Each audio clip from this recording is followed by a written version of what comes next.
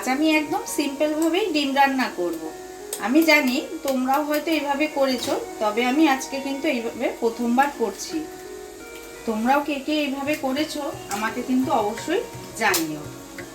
দেখো এখানে আমি 5টা ডিম একসাথে করে নিচ্ছি।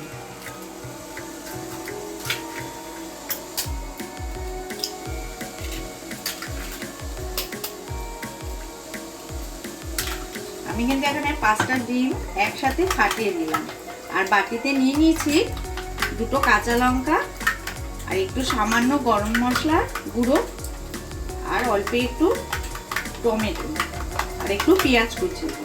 এবার দিয়ে দেবো একটু স্বাদ মতো লবণ।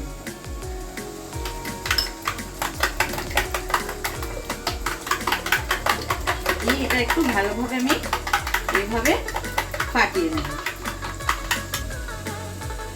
তোমাদেরকে দেখাই, আমি একটু না কালারের জন্য হলুদ গুঁড়ো আর কাশ্মীরি লঙ্কার গুঁড়ো একটু দিয়েছি। এটা দেওয়ার কারণ হচ্ছে কালারের জন্য, আর কিছুই না, কালারটা একটু ভালো আসবে।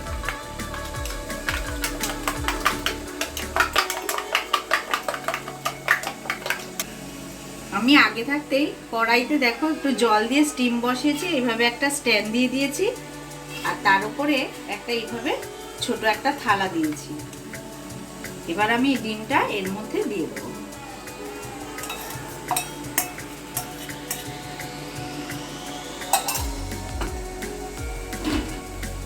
এবার আমি একটু এবার ঢাকাটা আমি দিয়ে দিচ্ছি। 10 মিনিট পর আমি তোমাদেরকে তুলে দেখাবো। এবার দেখাই ডিমের আমি গ্রেভিটা তৈরি করার জন্য কিন্তু একটা রসুন নিয়েছি, একটু আদা নিয়েছি, একটা টমেটো, একটা গোটা পেঁয়াজ, আর একটু সামান্য কাঁচা লঙ্কা। এবার এগুলো আমি পরিষ্কার করে কেটে তারপরে একটু পেস্ট করে নেব। দাঁড়াও একটু তুলে, এবার ঢাকাটা তুলে দেখি, তোমাদেরকেও দেখাই আর আমিও দেখি হলো কিনা। হ্যাঁ, হয়ে গেছে। এবার গ্যাসটা আমি বন্ধ করে দিচ্ছি। ডিমের গ্রেভিটা তৈরি করার জন্য দেখো আমি এখানে হাফটা টমেটো নিলাম, কেন গোটাটা দিলে একটু বেশি হয়ে যাবে। আর একটা গোটা পেঁয়াজ নিয়েছি, 4-5টা কাঁচা লঙ্কা, আর 2-4টে আদা কুচি, আর রসুন তো দেখালামই তোমাদেরকে, দেখাবো। তেলটা দেখো আমার গরম হয়ে গেছে। আমি একটু বসিয়ে দিয়েছিলাম তেলটা গরম হওয়ার জন্য, এদিকে মশলাটা করছিলাম, সেই কারণে। এখানে দেখো আমি 2টো তেজপাতা ফোড়নে দিচ্ছি, আর একটু সামান্য গোটা জিরে, একটা দারচিনি, 2টো এলাচ একটু ফোড়নে দিলাম।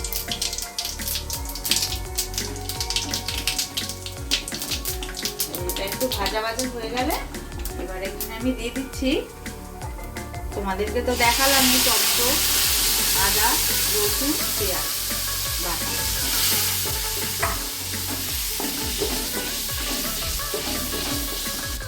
দিচ্ছি একটু হলুদ গুঁড়ো। এবার দিয়ে দিচ্ছি স্বাদ মতন লবণ। তারপরে আবার তোমাদের সাথে দেখাচ্ছি। দেখো মশলাটা কিন্তু আমার এই যে কষানো হয়ে গেছে। এবার এতে আমি অল্প পরিমাণ জল দিয়ে দিচ্ছি।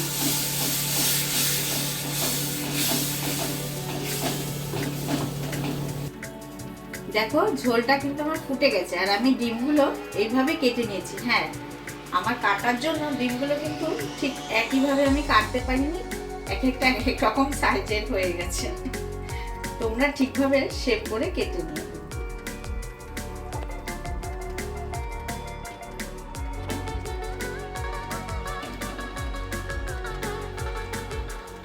আজকে কি রান্না করব সেটাই ভাবছিলাম, তারপরে ভাবলাম আজকে ডিম ভাপাই করি, আর সেটাই আমি তোমাদের সাথে কিন্তু শেয়ার করেছি। আমি জানি তোমরাও কিন্তু আমার থেকে খুব ভালোই রান্না করতে পারো, তাহলে আমি জানি এই ধরনের ডিম ভাপা তোমরা অবশ্যই করে বাড়িতে খেয়েছো। তাও কিন্তু একবার জানিও আজকের রান্নাটা আমার কেমন হলো। দেখো ডিমটা কিন্তু আমার তৈরি হয়ে গেছে। হ্যাঁ, এবার আমি বাটিতে নামিয়ে নেব, আর একটু গরম মশলা গুঁড়ো